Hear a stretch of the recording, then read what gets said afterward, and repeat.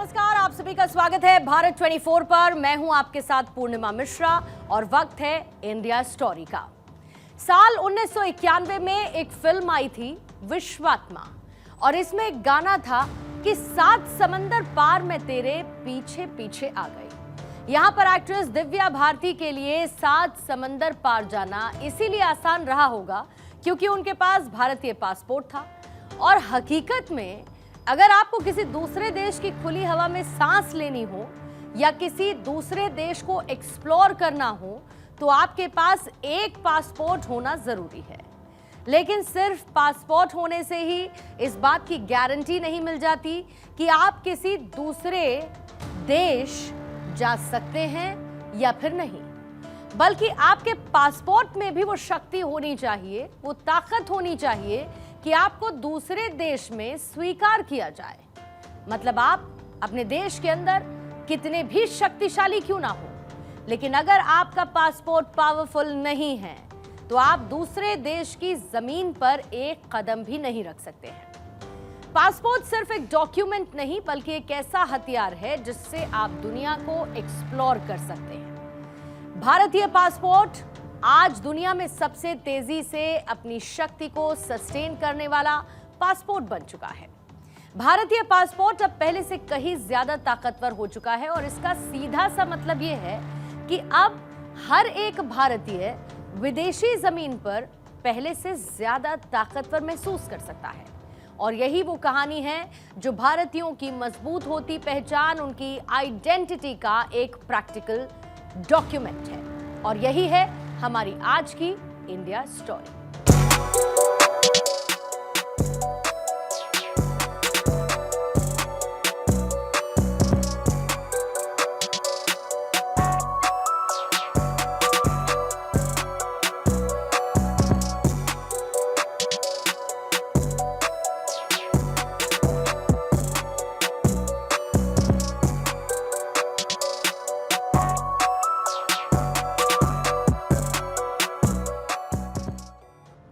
Henley passport index 2025 के मुताबिक भारत ने ग्लोबल रैंकिंग में लंबी छलांग लगाई है और अब 59 देशों में भारतीयों को वीजा फ्री या फिर वीजा ऑन अराइवल की सुविधा मिल रही है।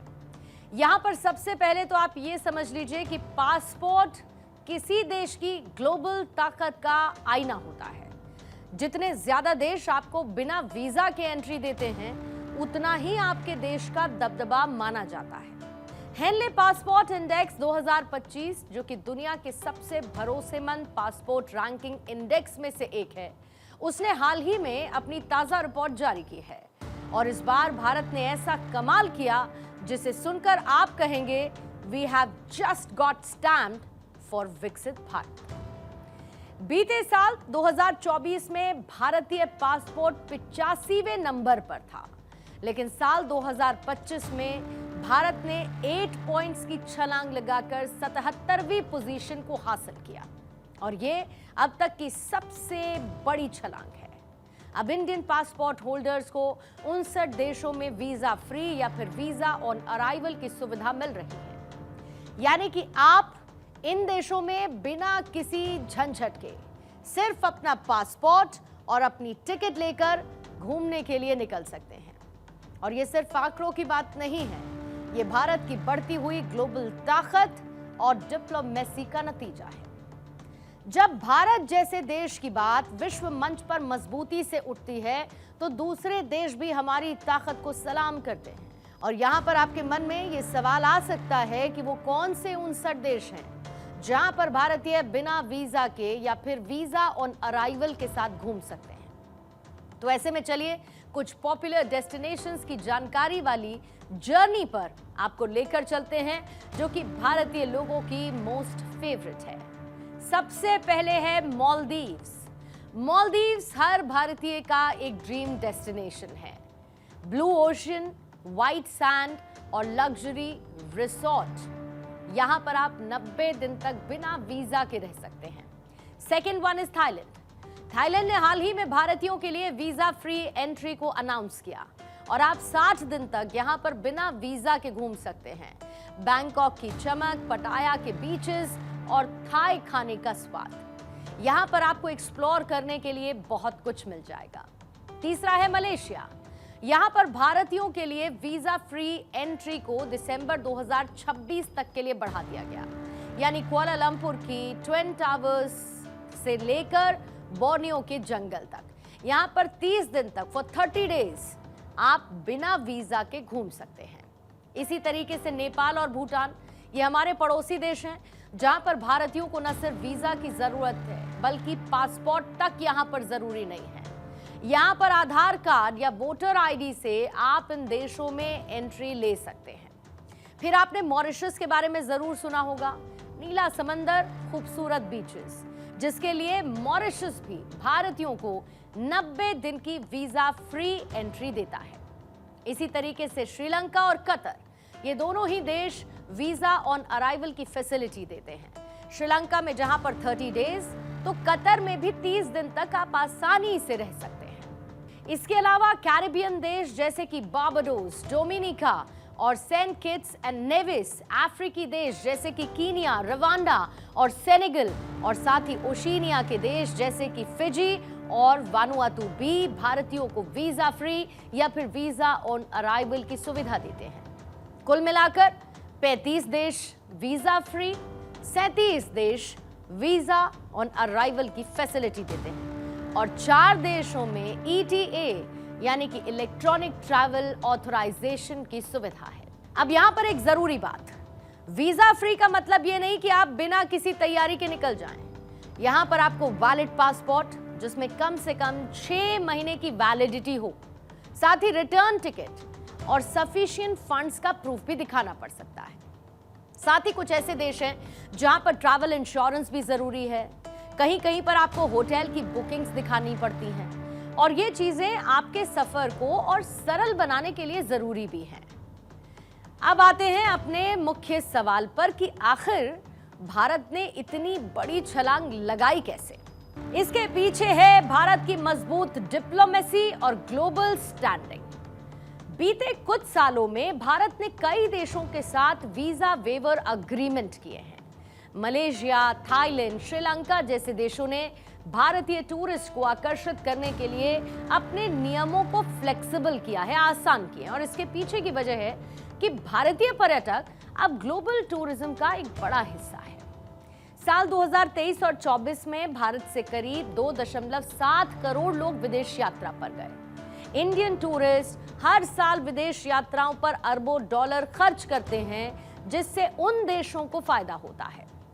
हेनले पासपोर्ट इंडेक्स के CEO डॉक्टर जग स्टेफन का कहना है कि भारत जैसे उभरते देशों की डिप्लोमेसी और स्ट्रैटेजिक पार्टनरशिप्स ने उनकी ग्लोबल मोबिलिटी को बढ़ाया है। यानी भारत की बढ़ती हुई ताकत का असर अब हमारे पासपोर्ट पर दिख रहा है। अब इस डेटा की स्वीटनेस में आइए थोड़ी सी सारनेस आपको दिखाते हैं। मतलब सिंगापुर जैसे देश अभी भी हमसे बहुत आगे हैं। सिंगापुर का पासपोर्ट नंबर 1 है, जो कि 193 देशों में वीजा फ्री एंट्री देता है। अफगानिस्तान का पासपोर्ट सबसे नीचे है, जिसके साथ सिर्फ ऐसे 25 देश हैं जहां पर उन्हें वीजा फ्री एंट्री मिलती है। भारत अभी 77वें नंबर पर है, लेकिन जिस तरीके की हमारी स्पीड है उसे सिंगापुर को भी हम सिंगल हैंडेडली पीछे कर देंगे, इस बात में कोई शक शुबा नहीं है। अब जैसा कि आप जानते हैं कि हर सिक्के के 2 पहलू होते हैं, एवरी कॉइन हैज 2 साइड्स। भारतीय पासपोर्ट की ताकत बढ़ी है, लेकिन चैलेंजेस भी हैं, जैसे कि वीजा फ्री देशों में भी हमारे लिए कुछ नियमों को फॉलो करना जरूरी है, जिसमें पहला पॉइंट पहले भी मैंने मेंशन किया, पासपोर्ट वैलिडिटी। यानी कि आपका जो पासपोर्ट है उस पे लिखी हुई पासपोर्ट की एक्सपायरी डेट है, कम से कम 6 महीने का मार्जिन होना चाहिए। यानी कि आपका पासपोर्ट 6 महीने की वैलिडिटी के साथ होना चाहिए। दूसरा फिर रिटर्न टिकट, ज्यादातर देश रिटर्न या फिर ऑनवर्ड टिकट मांगते हैं। तीसरी बात है फंड्स का प्रूफ, कुछ देशों में आपको बैंक स्टेटमेंट या फिर क्रेडिट कार्ड दिखाना पड़ सकता है। और चौथा है ट्रैवल इंश्योरेंस। मलेशिया और थाईलैंड जैसे देशों में इसकी जरूरत आपको पड़ सकती है। अब आपको कोई भी कंफ्यूजन हो उससे पहले आपको सारे कॉन्सेप्ट्स को क्लियर कर देते हैं। वीजा फ्री का मतलब सिर्फ टूरिज्म या शॉर्ट टर्म विजिट है। अगर आप पढ़ाई या जॉब के लिए जाना चाहते हैं तो आपको वीजा लेना ही पड़ेगा। साथ ही कुछ देशों में वीजा ऑन अराइवल के लिए फीस देनी पड़ती है, जो कि $20 से $50 तक हो सकती है। जो यूरोप के ज्यादातर देश हैं, अमेरिका और यूके जैसे डेस्टिनेशंस हैं, वहां पर अभी भी वीजा की जरूरत है। यानी अगर आप पेरिस या फिर न्यूयॉर्क घूमने जाने का सपना देख रहे हैं तो आपको अपने वीजा को प्रोसेस करवाना पड़ेगा, उस पूरे प्रोसेस से गुजरना पड़ेगा।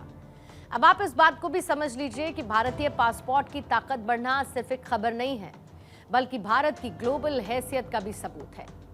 59 देशों में वीजा फ्री एंट्री का मतलब है कि अब भारतीय ट्रैवलर्स के लिए दुनिया के दरवाजे खुल रहे हैं, चाहे वो मालदीव्स के बीचेस हों, थाईलैंड की नाइट लाइफ हो या फिर भूटान की शांति हो। अब आप बिना वीजा के झंझट के इन जगहों को एक्सप्लोर कर सकते हैं और ये देश खुले दिल से आपका वेलकम करेंगे। दूसरे शब्दों में कहूं तो पूरी दुनिया भारत का इस्तकबाल करना चाहती है और इसके पीछे की वजह है वो इकोनॉमी, वो अर्थव्यवस्था जो इन देशों की अर्थव्यवस्था को फ्यूल कर रही है। ऐसे में अगर आप किसी भी दूसरे देश जाते हैं तो इन आंकड़ों के बारे में भी आपको जरूर पता होना चाहिए। भारतीय पर्यटक आज की तारीख में ग्लोबल टूरिज्म का एक बड़ा हिस्सा बन चुके हैं। भारत अब दुनिया की चौथी सबसे बड़ी इकोनॉमी है और हमारी 140 करोड़ में वंडरलस्ट क्लास तेजी के साथ बढ़ रही है। ये जो वंडरलस्ट क्लास है, जिसकी जेब में अब ज्यादा पैसे हैं और वो इन्हें विदेशों में खर्च करने के लिए तैयार है। मैकेंजी की एक रिपोर्ट ये कहती है कि साल 2022 में भारत से 1.3 करोड़ टूरिस्ट विदेश यात्रा पर गए और ये आंकड़ा साल 2040 तक 8 से 9 करोड़ तक पहुंच सकता है। अब आप सिर्फ टूरिस्ट का डेटा ही नहीं, बल्कि भारतीय पर्यटक दुनिया भर में कितना खर्च कर रहे हैं और इससे किस देश को कितना फायदा हो रहा है, ये भी आपको जानना चाहिए। साल 2022 में भारतीय पर्यटकों ने अमेरिका में करीब 1.1 लाख करोड़ रुपए खर्च किए हैं और भारत जब अमेरिका में दूसरा सबसे बड़ा इंटरनेशनल टूरिस्ट सोर्स है, भारतीय वहां पर shipping, sight seeing, national parks और फाइन डाइनिंग पर खूब खर्च करते हैं। अमेरिका की ट्रैवल इंडस्ट्री में भारतीय पर्यटकों का कंट्रीब्यूशन, उनका योगदान साल 2022 में $2.6 ट्रिलियन की इकोनॉमिक फुटप्रिंट का हिस्सा रहा है। इसी तरीके से दुबई भारतीय पर्यटकों का एक फेवरेट डेस्टिनेशन है। साल 2023 में करीब 20 लाख भारतीय पर्यटकों ने दुबई ट्रैवल किया। भारतीय टूरिस्ट दुबई में शॉपिंग करते हैं, लग्जरी होटल्स में स्टे करते हैं, थीम पार्क्स पर खूब खर्च करते हैं, एक्सकर्जन्स करते हैं। दुबई टूरिज्म के मुताबिक भारतीय पर्यटक वहां की इकोनॉमी में हर साल अरबों डॉलर का कंट्रीब्यूशन देते हैं। थाईलैंड में भारतीय पर्यटकों की संख्या साल 2023 में 16 लाख से ज्यादा रही, जहां थाईलैंड ने भारतीयों के लिए वीजा फ्री एंट्री शुरू की, जिससे टूरिज्म में 20% का बूस्ट आया।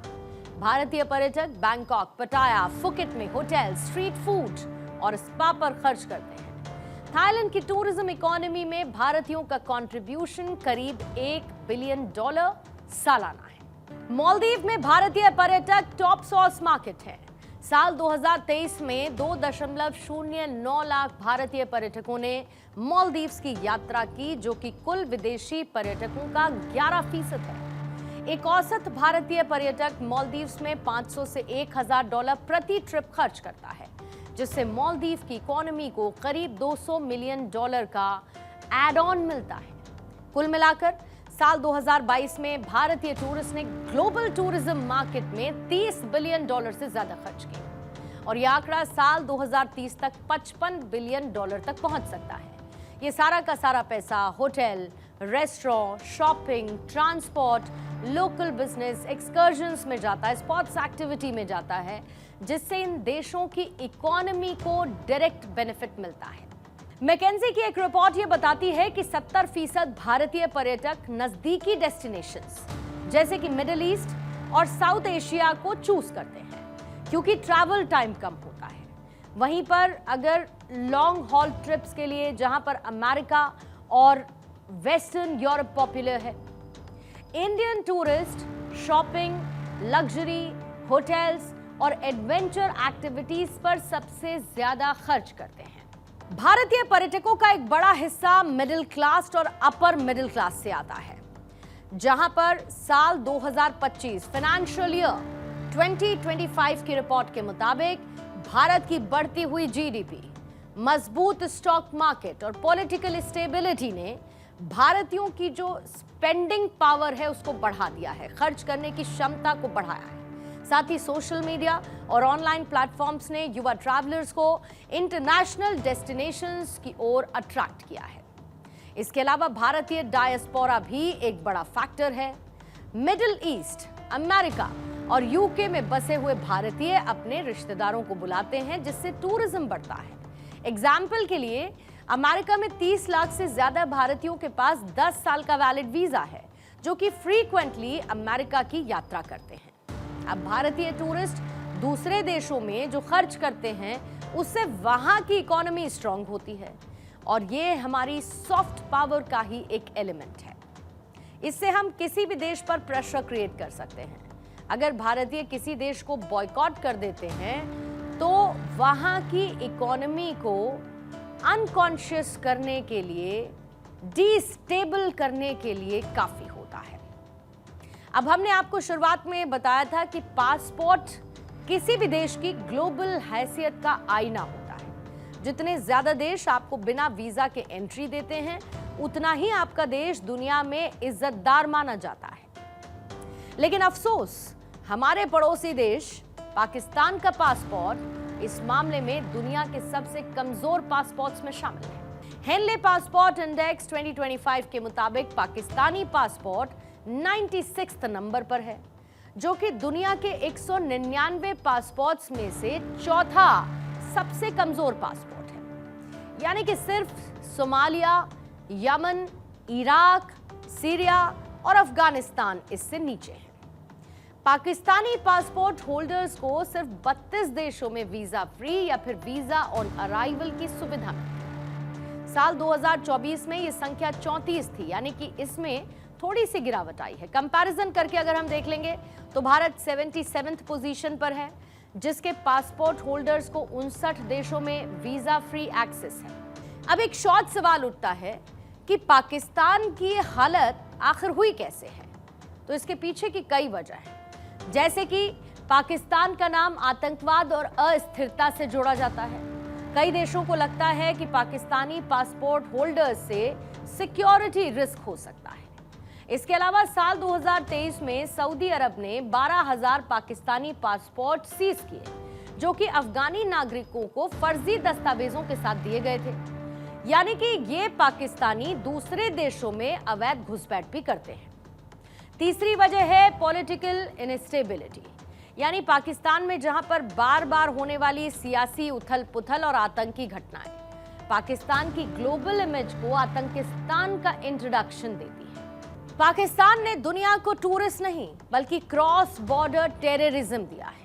पाकिस्तान लंबे समय से आतंकी संगठनों को पनाह देने और उन्हें पड़ोसी देश, खासकर भारत और अफगानिस्तान में आतंकी हमले करने के लिए इस्तेमाल करने के लिए जाना जाता है। पाकिस्तान की जमीन पर 150 से ज्यादा आतंकी संगठन एक्टिव हैं। लश्कर ए तैयबा, जैश ए मोहम्मद, हिजबुल मुजाहिदीन, इसके सरगना वहां की सेना के साथ बैठकर चाय बिस्किट खाते हैं। यूएन की साल 2023 की एक रिपोर्ट के मुताबिक पाकिस्तान में 20,000 से ज्यादा आतंकी एक्टिव हैं, और ये आतंकी पूरी दुनिया में आतंकी एक्शंस को या फिर आतंक को एक्सपोर्ट करते हैं। अब आप ये समझ सकते हैं कि एक तरफ भारत है जो कि वर्ल्ड इकोनॉमी में अपना कंट्रीब्यूशन देता है। दुनिया के तमाम छोटे बड़े देश बाहें फैलाकर भारत का वेलकम करना चाहते हैं, और नए भारत को तो दुनिया फ्री एंट्री पास देकर इनवाइट कर रही है।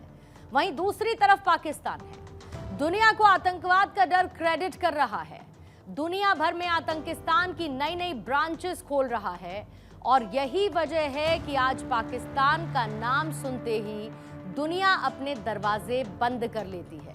और आखिर में बस इतना ही कहेंगे कि अगर विश्वात्मा फिल्म पाकिस्तान में बनी होती तो शायद दिव्या भारती कभी 7 समंदर पार जा ही नहीं पाती।